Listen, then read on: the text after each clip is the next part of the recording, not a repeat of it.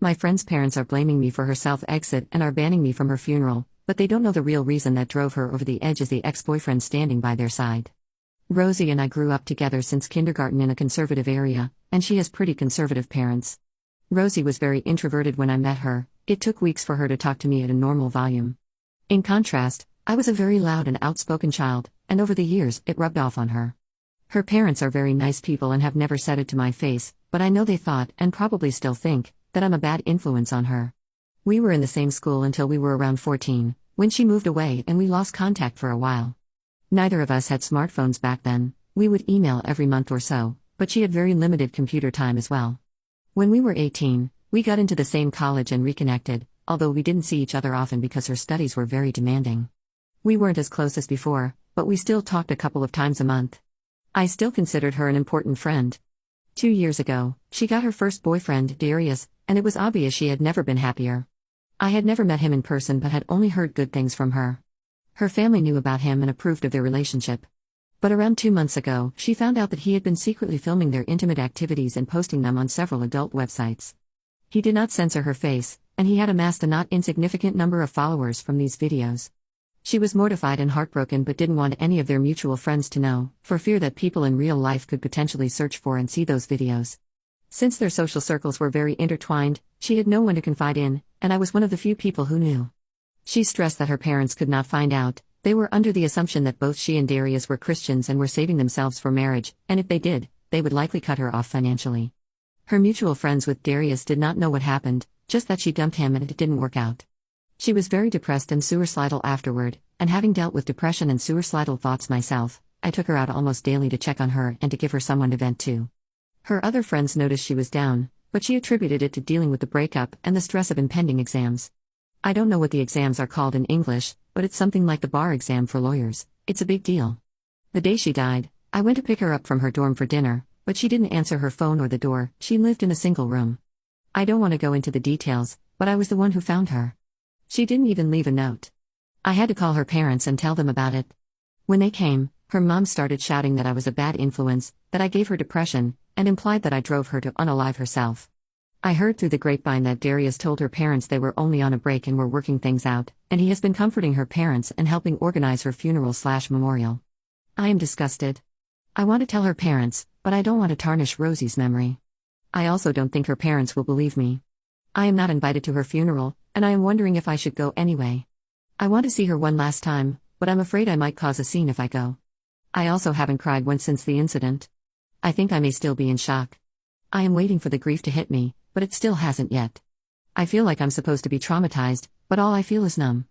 I don't know if this is the right sub for this, but I'm looking for advice on whether to go to the funeral, whether to approach her parents or confront Darius, and if so, how, and I guess just how to navigate this whole situation emotionally. And I know Reddit is the first to suggest therapy, so trust me, I'm on it. I can't afford individual therapy, but I'm on a wait list through my university's mental health program. I don't have an exact timeline for when I expect to be seen yet. Edit. I tried replying to all the comments but got a bit overwhelmed. Thank you all for the advice and hugs. I want to clarify a few things and share what I've decided so far, thanks to all your help. Rosie deleted all the videos she could find when she found out, and we talked mostly in person. I have some text from her saying how betrayed she felt and how exhausting it was keeping up appearances and pretending to be fine, but nothing concrete. I have decided not to go to the funeral. I want to respect her parents' wishes, and it probably wouldn't end well anyway. I'm working on finding out who else Rosie told. She said she only told 2 other high school friends. I did some IG sleuthing and I believe I found one of them. I sent a message asking to talk about Rosie, but she hasn't responded yet. After the funeral, I want to tell Rosie's parents part of the truth so they can have some closure and kick Darius out of their lives. I want to punch his face in, seriously. I hope to enlist the help of Rosie's other friends who have more credibility with her parents. So far, I'm thinking of telling them that Darius filmed her in the shower without her consent and posted the videos. That way it's 90% the truth, and I wouldn't have to reveal that they had intimacy. I will leave the decision to pursue things legally up to them. I will still try to reply to comments, but I need a small break for now. Talking about this is pretty mentally draining. Thank you all again. Update 1 month later. Hey, just wanted to write down my thoughts and update anyone who was wondering how things went after Rosie's funeral. Some info that is relevant to this update: Rosie and I grew up in religious families but both deconverted around high school. She wasn't religious for the duration of her relationship with Darius, but her parents believed she was still Christian. I know firsthand how damaging purity culture can be, and that was why Rosie did not want people, her parents in particular, finding out about her having had intimacy, even if it seems normal for most college students. Also, I said in my last post that I was very loud as a child. That was true, I was feisty and kind of obnoxious. But my personality did a 180 in high school when I was diagnosed with depression and anxiety. Now I am introverted and do not have many close friends. Now for the update. I reached out to Rosie's high school friend Maggie, who I believe she also confided in about the Darius incident. Rosie had also told Sophie, another high school friend. The three of us swapped stories and ended up reaching out to Gwen, Rosie's best friend in college. Gwen was doing an exchange program overseas at the time of Rosie's death, and she had no idea all of this had been going on. Rosie had been telling her everything was fine, that she broke up with Darius, but didn't want to talk about it, and that it was mutual. We decided to tell Rosie's parents an abridged version of the truth. We told them she was filmed in the shower instead of during intimacy, because we felt that where we go from here is ultimately their decision, and we shouldn't make it for them. Gwen is on good terms with her parents and met with them to tell them in person. Thankfully, they believed her right away. With Rosie's parents' blessing, Gwen blew up all of their group chats, telling people what Darius had done. She also spread the abridged version. Within a couple of hours, Darius's ex, Nora, 21F, from about 3 years ago, reached out to Gwen to say that she had also been filmed without consent and was too scared to say anything before. Nora made an official statement with our school, and the school is investigating Darius. Nora and Rosie's parents have also gone to the police. Nora had more solid evidence against Darius, so hopefully, they will convict him. Unfortunately, this meant we had to come clean about what Darius had actually filmed. Rosie's parents weren't as mad as I feared and didn't hold our abridging of the truth against us. There's no verdict as of now. The legal system works surprisingly slowly, and personally, I suspect Darius will get at most a slap on the wrist because his parents are well off and well connected. On the bright side, his social reputation is completely ruined. Most people trusted Gwen and Nora's statements and gave Darius hell.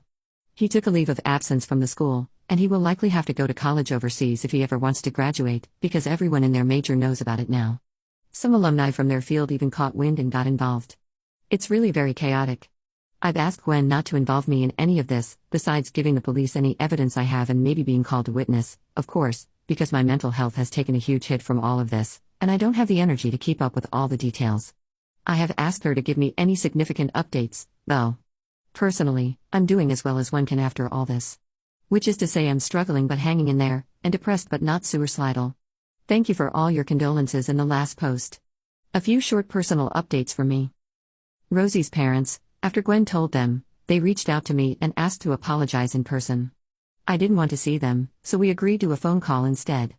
They apologized profusely for lashing out at me. I forgave them. They didn't know what was going on. I was hurt, but they had just lost their daughter and were understandably very emotional. I probably won't have much to do with her parents going forward. I didn't see them very much before, but I am glad to have resolved this misunderstanding. The funeral/memorial, Gwen was not able to sit down with Rosie's parents until after the funeral. She also had to miss it because she was still overseas at the time. We waited until she came back, so sadly, I missed it. Rosie was cremated, and her parents gave Gwen some of the ashes. Gwen took Maggie, Sophie, and me to her and Rosie's favorite spot on campus, and we set up a picnic there. We spread some of her ashes, had a moment of silence, and started swapping stories about Rosie and her life. I had my first real cry after Rosie left, maybe 3 weeks after her death. It was very cathartic and hopefully the first step to healing. Therapy, I told my parents about everything, and they helped me find a therapist with a shorter wait list than the ones at school. I did an intake session, and I can expect to be seen in as little as 2 weeks with a therapist who specializes in grief counseling. In the meantime, I went to some support groups with Maggie, Sophie, and Gwen. I personally don't think it worked for me because every time I talk about it, it's like reliving the whole experience for me, so I will stick to therapy. Sophie and Maggie are still going to sessions.